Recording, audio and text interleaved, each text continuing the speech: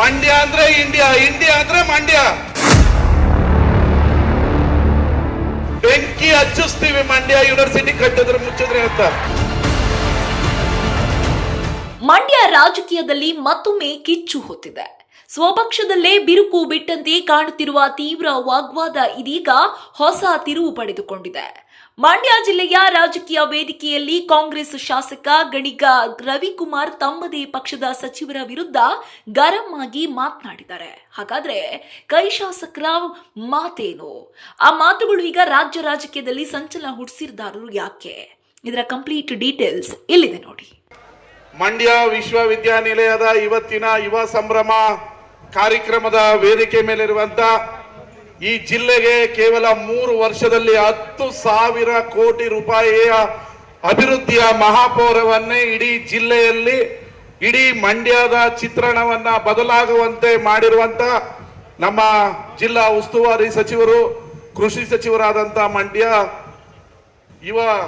ಮಂಡ್ಯದ ಸುಪುತ್ರ ಚಲುವರಾಯಸ್ವಾಮಿ ಅವರೇ, MLC ಆದಂತ ದಿನೇಶ್ ಗೂಳಿಗೌಡ್ರೆ, ಸಚಿನ್ ಅವರೇ, ನಮ್ಮ ಸಣ್ಣ ಸಿದ್ದಪ್ಪನವರೇ, SP ಅವರೇ, DC ಅವರೇ, CEO ಅವರೇ, ಸಿಂಡಿಕೇಟ್ ಮೆಂಬರ್ ಅವರೇ, ಹಾಗೂ ವೇದಿಕೆ ಮೇಲಿರುವಂತ ಎಲ್ಲ ಗೌರವಾನ್ವಿತ ಅತಿಥಿಗಳೇ, ವಿದ್ಯಾರ್ಥಿಗಳೇ, ಬರೀ ನೀವು ಚಂದನ್ ಶೆಟ್ಟಿ ನೋಡಕ್ ಬಂದಿದ್ದೀರಾ ಅಂತ ಅನ್ಕೊಂಡಿದ್ದೀನಿ.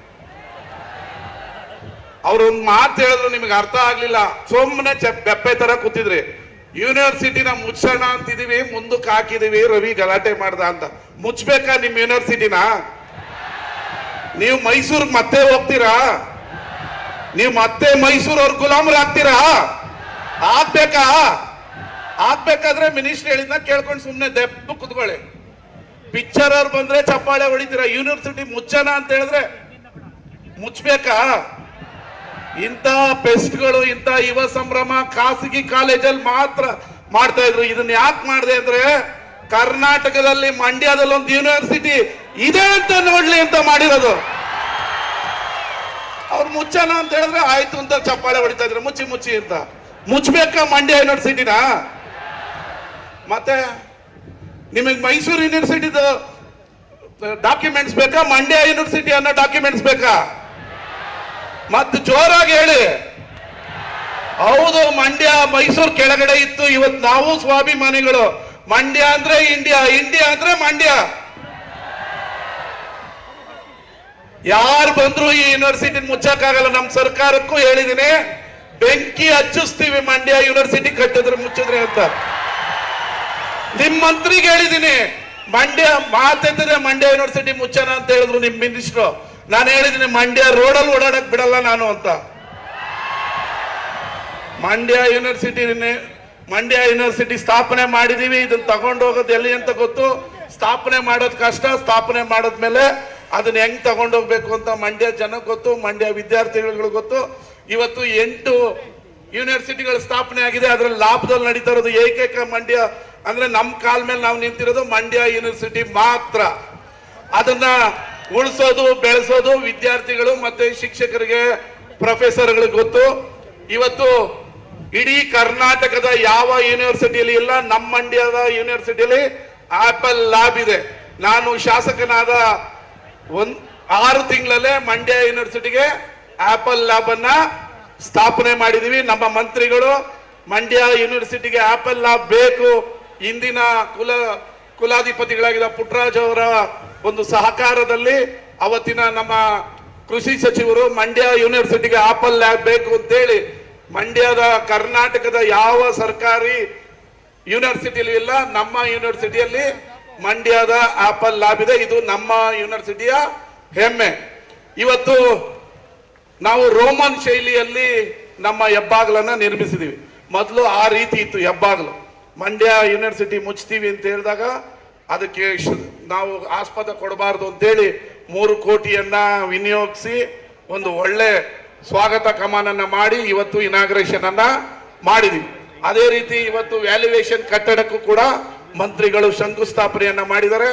ನಿಮ್ನೆಲ್ಲ ಕ್ರೀಡೆಯನ್ನ ಇಂಡೋರ್ನಲ್ಲಿ ಆಡಬೇಕು ಅಂತೇಳಿ ಸರ್ಕಾರದ ವಿಶೇಷವಾದ 2 ಕೋಟಿ ರೂಪಾಯಿಗಳನ್ನ ಬಿಡುಗಡೆ ಮಾಡಿ ಅದಕ್ಕೂ ಇವತ್ತು ಭೂಮಿ ಪೂಜೆ ಮಾಡಿದೀವಿ. ಇನ್ನು 6 ತಿಂಗಳಲ್ಲಿ ನಿಮಗೊಂದು ಸುಸರ್ಜಿತವಾದ ಕ್ರೀಡಾಂಗಣವನ್ನ ನಾವು ಉದ್ಘಾಟನೆಯನ್ನ ಮಾಡ್ತೀವಿ.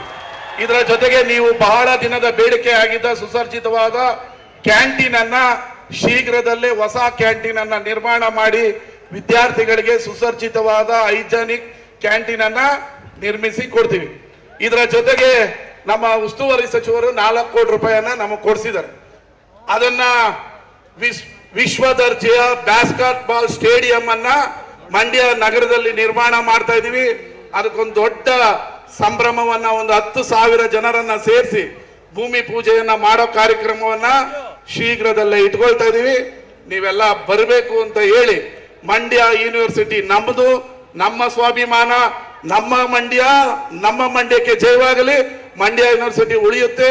ಅದು ರವಿಕುಮಾರ್ ಇರಲಿ ಇಲ್ಲದೆ ಹೋಗ್ಲಿ, ಮಂಡ್ಯ ಯೂನಿವರ್ಸಿಟಿ ಶಾಶ್ವತವಾಗಿ ಉಳಿಬೇಕು. ಅದಕ್ಕೆ ವಿದ್ಯಾರ್ಥಿಗಳ ಭವಿಷ್ಯದ ದೃಷ್ಟಿಯಲ್ಲಿ ನಮಗೆ ಅವಕಾಶ. ನೀವು ಅದೇ MCA BCA ಗಳನ್ನ ಖಾಸಗಿ ಕಾಲೇಜಲ್ಲಿ ಓದಕ್ ಹೋದಾಗ 1 ಲಕ್ಷ ರೂಪಾಯಿ 2 ಲಕ್ಷ ರೂಪಾಯಿ ಫೀಸ್ ಕಟ್ಟಬೇಕು. ನಮ್ಮಲ್ಲಿ 10,000 ರೂಪಾಯಿಗೆ ನಿಮಗೆ BCA MCA ಗಳನ್ನ ಓದ್ಬೋದು. ಅದಕ್ಕಿಂತ ಚೆನ್ನಾದ ಫ್ಯಾಕಲ್ಟಿ ನಮ್ಮಲ್ಲಿದೆ.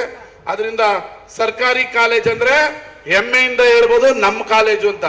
ಖಾಸಗಿ ಕಾಲೇಜನ್ನ ಯಾವತ್ತು ನಮ್ಮ ಕಾಲೇಜು ಅಂತ ಹೇಳೋದಕ್ಕಾಗಲ್ಲ. ಇವತ್ತಿನ ಕಾರ್ಯಕ್ರಮವನ್ನ ಯಶಸ್ವಿ ಮಾಡೋದಕ್ಕೆ ಎಲ್ಲ ಪ್ರತ್ಯಕ್ಷವಾಗಿ ಪರೋಕ್ಷವಾಗಿ ದುಡಿದಂತ ಎಲ್ಲರಿಗೂ ಧನ್ಯವಾದ ಹೇಳ್ತಾ, ಇನ್ನ ಅರ್ಧ ಗಂಟೆಯಲ್ಲಿ ನಿಮ್ಮ ಮಕ್ಕಳ ಕಾರ್ಯಕ್ರಮ ಮುಗಿದ ನಂತರ ಚಂದನ್ ಶೆಟ್ಟಿ ಮತ್ತೆ ಕಿಸನ್ ಬೆಳಗಳಿಯ ಕಾರ್ಯಕ್ರಮ ಮುಂದುವರಿಯುತ್ತೆ ಅಂತ ಹೇಳಿ ನಿಮ್ಮೆಲ್ಲರ ಸಹಕಾರ ಇರಲಿ. ಮಂಡ್ಯ ವಿಶ್ವವಿದ್ಯಾಲಯಕ್ಕೆ ಜಯವಾಗ್ಲಿ. ನಮಸ್ಕಾರ, ಧನ್ಯವಾದಗಳು. ಈ ಎಲ್ಲಾ ಹೇಳಿಕೆ ಇದೀಗ ರಾಜಕೀಯ ವಲಯದಲ್ಲಿ ದೊಡ್ಡ ಚರ್ಚೆಗೆ ಕಾರಣವಾಗಿದೆ.